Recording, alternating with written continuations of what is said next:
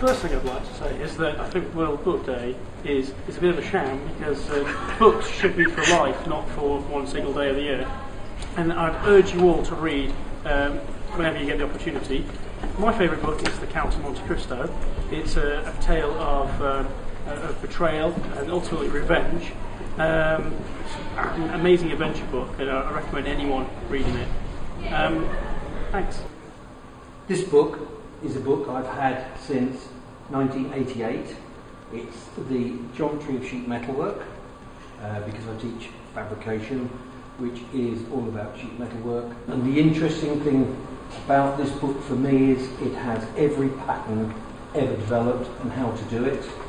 And I use this because one of the patterns I get the students to develop is called a petrol measure, which is that one there. And you can see there are pictures, diagrams of the whole process. But unless you read the text, you will not understand where each line goes and comes from and how it's developed. Use this, as I say, I've used this for years. You can see it's a well-worn book. I've used it for various students, and I've also used it in real life when I was in motorsport as well. So it's called the Fabrication Bible.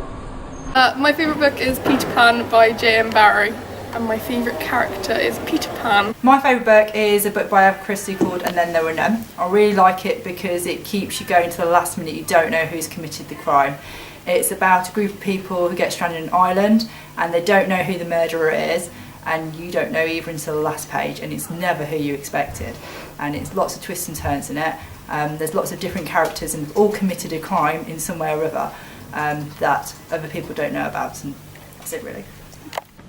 Okay, hi, it's a book called Slaughterhouse 5, and it's by Kirk Vonnegut. And it's quite an old book. It's an anti-war book, which is really good. It kind of starts off with the story of Dresden, which deals with some really important historical truths, and then it kind of goes on a bit of a tangent. It's a bit like science fiction and kind of looking at life. It has a running refrain called "And So It Goes," and it's all about how life isn't as we expect it, but yet we've just got to put up with it.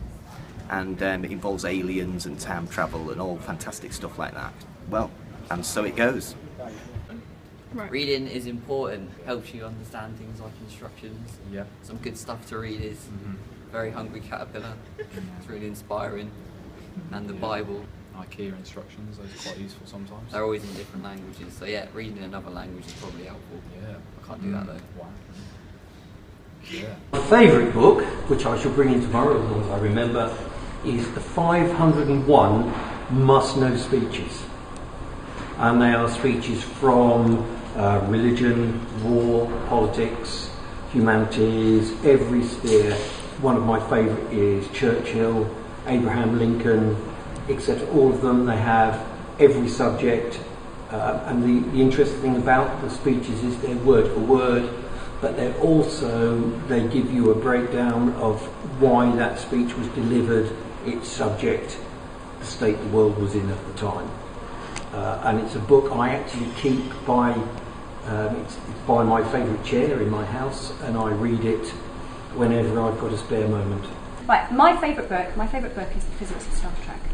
And the reason I love this book is because you find out some amazing things. So for example, if you wanted to accelerate to the speed of light, it would take you 15 years. If you tried it any faster, your body would explode. And those are the kind of bits of information I quite like.